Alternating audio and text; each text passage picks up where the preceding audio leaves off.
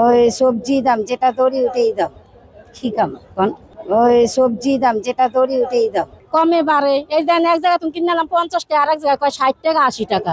তাই অনেক কেমনে কিনবো মানুষ? এরিদা কোন মতন চলতে পারত, কোন মতন চলা যায়, কিন্তু ভালোভাবে যে চলবে এটা পারি না।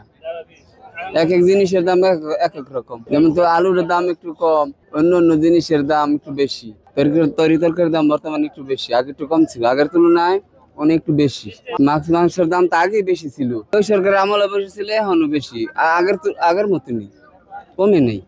অনেক তো দেখেন নির্বাচিত কোনো সরকার নাই, আছে বড় নির্বাচন হলে সরকার গঠন করলে পরে বোঝা যাবে যে দেশের পরিস্থিতি কোন দিকে যায়। এবং তরকারির দাম উঠবো, বেশি হতে পারে, বেশি উৎপাদন হলে দাম কমে যাবে, আর যদি বেশি না হয় তাহলে দাম বেড়ে যাবে। এই তো হিসাব। যারা অবস্থা ভালো তাদের তো সবসময় ভালো চলে, যাদের খারাপ অবস্থা তাদের সবসময় অনেক কষ্টের মধ্যে দিয়ে দিন যাপন করতেছে।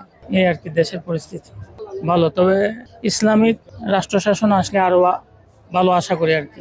দেশ বোধহয় আরো সুন্দর চলবে, ভালো চলবে। রোজার মধ্যে একটু বেশি সস্তা ছিল, মানুষের রোজার মধ্যে বেশি কেনাকাটা করে স্বস্তি পাইছে আর কি। এখন একটু বাড়ছে আর কি, তাও হাতের নাগালেই আছে, এখন যে নাগালের বাইরে গেছে তা না। সঠিক প্যাড আর সঠিক তথ্য দিয়ে এসব সামলে নিব এক হয়ে।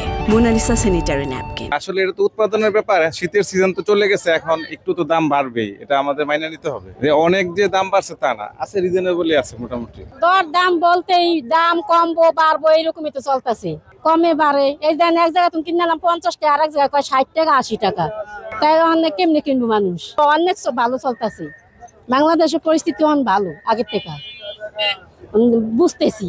আগে যেমন তরকারির ধারে যাওয়া যায় না, এখন একটু কিনা খাওয়া যায়। মাছ তো দাম বেশি, মুরগির দাম যেমন কম, এখন 200 টাকা 200 টাকার মধ্যে পাওয়া যায় সোনালী মুরগিটা। ফার্ম 170 টাকা পাওয়া যাইতেছে।